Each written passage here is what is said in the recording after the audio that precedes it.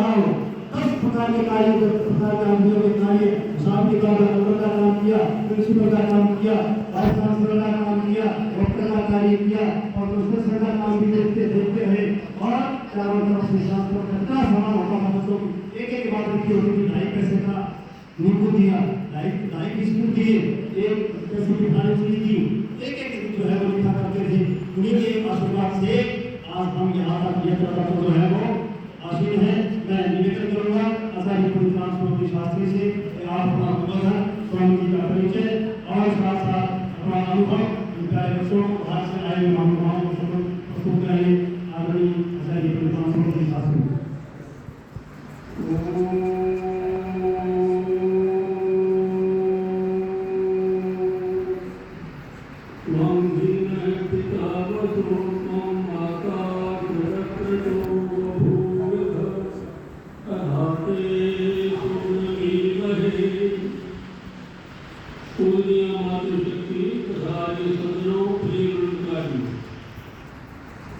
मैं कहूँगा अच्छे बच्चे कैसे हमारे जैसे।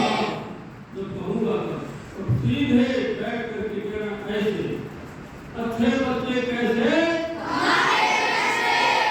ऐसे सीधे बैठना, मेरी ओर देखना।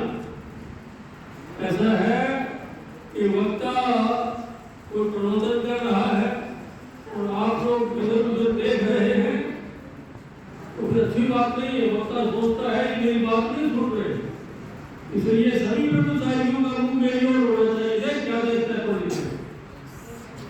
वक्ता क्यों? वक्ता का उत्साह बढ़ता है। मैं आपका अभी समय नहीं लेना चाहता। मैं दयानंद ब्रह्म महाविद्यालय में पढ़ाता था। उस समय स्वामी देवानंद जी संदेश कवि पहने हुए, संदेश कुर्ता और धोती खत्तर की पहने हुए दयानंद ब्रह्म महाविद्यालय में आए और आकर मुझे कहने लगे, आचार्य जी कहाँ है? मैंने कहा आचार्य जी तो यही है, आपको क्या काम है? अरे भाई मैं पढ़ने आया हूँ। मैंने कहा इस उम्र में पढ़ोगे आप?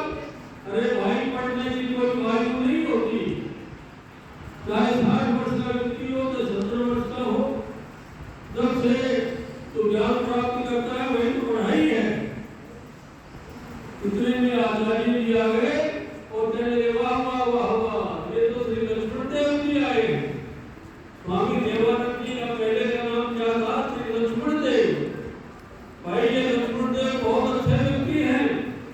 ब्रह्मचारियों इनसे अच्छी बात सुनो और अपने जीवन का कल्याण करो।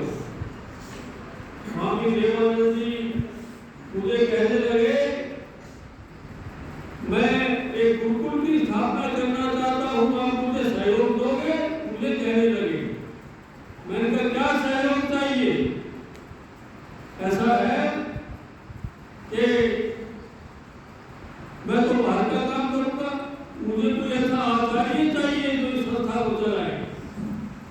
मैंने कहा मैं प्रिंसिपल ज्ञानचंद जी के कहे बिना कहीं भी नहीं जा सकता, इसलिए प्रिंसिपल ज्ञानचंद जी से मेरे विषय में बात कर ले। प्रिंसिपल ज्ञानचंद जी ने दयानंद कॉलेज की स्थापना की, दयानंद ब्रह्म महाविद्यालय की स्थापना की। स्वामी जी महाराज प्रिंसिपल साहब के पास गए और कहने लगे विश्राम दे, क्या चाहिए स्वामी जी? कि मुझे रामस्वरूप चाहिए, मेरा नाम रामस्वरूप। रामस्वरूप को तो हम नहीं दे सकते, नहीं दे सकते तो मैं भूख हड़ताल करके कर जाऊंगा। तो क्या रामस्वरूप से क्या काम करोगे? कि मैं एक गुरुकुल की स्थापना करना चाहता हूँ, मुझे कब से आचार्य की आवश्यकता है। जो आचार्य जी ने मुझे अनुमति दे दी तो तेरा प्रेम मुझे सोचो सत्य एक कमरा बनकर के तैयार हो गया था, 2 कमरे बिना छत के। उस कमरे में मैंने तेरा प्रेम मुझे सोचो सत्य तेरे बच्चों की सबसे पहली क्लास है। और मैंने निरंतर स्वामी जी का स्वभाव बड़ा कठोर था, बड़े कठोर थे स्वामी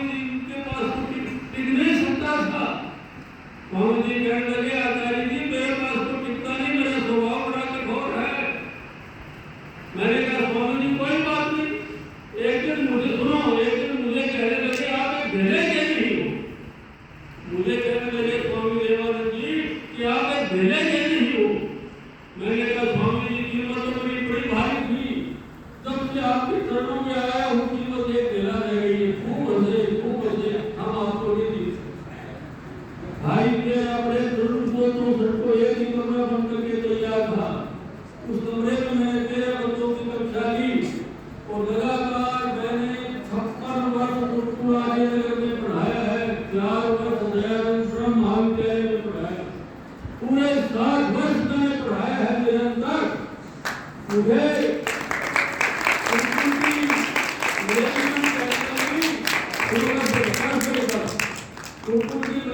कहने लगी आचार्य जी आप ऐसा है कि आप पढ़ाओ मत केवल पढ़ो रखो।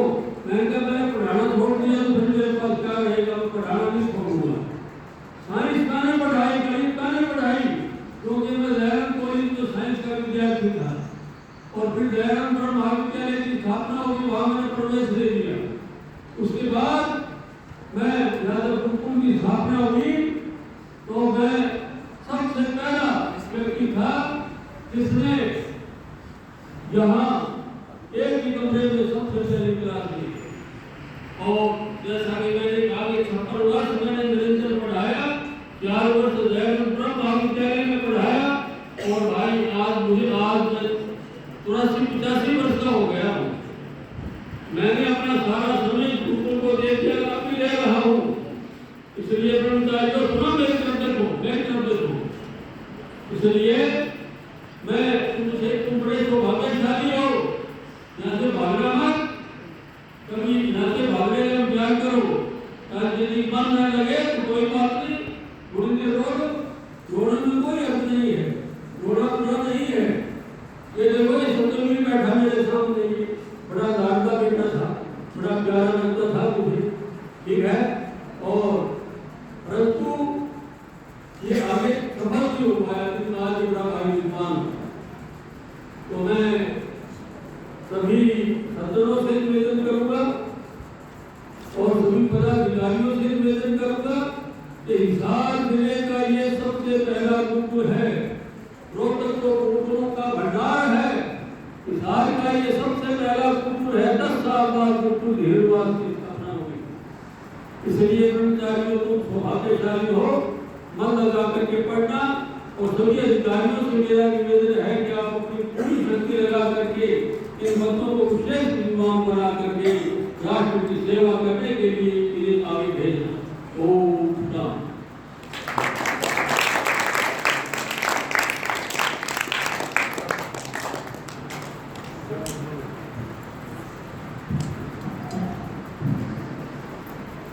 बहुत बहुत धन्यवाद गुरुवर।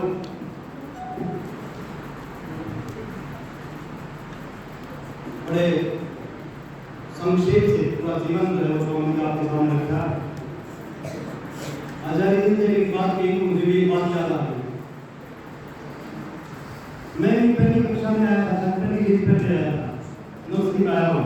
मुझे नहीं पता मैं कब आया था। आदरणीय पाठक मुझे 5 केस हो गए, मुझे इतना याद है। स्वामी जी को मैंने 2 बार रोते देखा। बच्चे थे और यदा कदा एक ये वो पिलर है, माता जी बैठी है, प्रताप जी की धर्मपत्नी बैठी है यहाँ स्वामी जी खड़े हैं और बच्चे यहाँ संध्या का समय था और स्वामी जी कोई बात कहते हैं तुम्हें पानी आ गया तुम्हें नहीं। हम छोटे छोटे बच्चे थे, पहली में थे, दूसरी में थे, तीसरी में थे और बैठे बैठे आपस में बात कर रहे थे। स्वामी जी देख के माना है, मालूम नहीं था उसका मूल जो जड़ तक तलाश करी। और दूसरी बार कार्यालय से बाहर ग्राउंड से बाहर आए और स्वामी जी रोते हुए आए। हम अंदर में कार के ऊपर बच्चे बैठे थे, अंदर से आए। बाद में पता चला कि इनका मूल कारण क्या था। तो आचार्य जी ने बताया कि आचार्य जी को धमका दिया कि आप एक भेदे के नहीं हो। उसका प्रायश्चित स्वामी जी को हमें रोते हुए देखा और उन्होंने प्रायश्चित किया कि मैंने इतनी बड़ी भारी भूल की, मैंने ऐसे व्यक्ति को कठोरता से डाला। और दूसरी बार जब रोकते देखा आचार्य जी को स्वामी जी ने कहा कि आप आचार्य के लायक नहीं है, शायद आपको भी कि आप आचार्य के लायक नहीं हो। उसी दिन आचार्य जी कुर्सी से खड़े होकर के बराबर की कुर्सी पर बैठे स्वामी जी को 10 मिनट के बाद प्रायश्चित हुआ, धोखा लगा, मैंने इस बात को कह दी, वापिस गए, अंदर से क्षमा याचना करते रहे, बार-बार कहा कि अगर स्वामी जी जिस दिन योग्य हो जाऊंगा तो मैं प्राप्त कर जाऊंगा। 1 वर्ष तक वो कठोर तपस्या आचार्य जी ने निभाई और 1 वर्ष तक उस कुर्सी के ऊपर नहीं बैठे और स्वामी जी बार-बार कहा कि मेरे से भूल होगी, मेरे से भूल होगी, आपसे तो भूल हुई लेकिन मैं मेरी भूल सुधारूंगा, मेरा निखार लूंगा, मैं उस कुर्सी पर बैठूंगा। तो स्वामी जी का नाम कठोरता थी, महाकोमलता भी थी, नरमी भी थी। तो भाई ऐसा अनुभव कहाँ मिलता है और ऐसी जोड़ी कहाँ मिलती है, ये परमात्मा का ही कोई कृपा होती है तो ऐसी जोड़ियाँ बनती है। मैं ये प्रसंग पर बात आ गई, अब मैं निवेदन करना चाहूँगा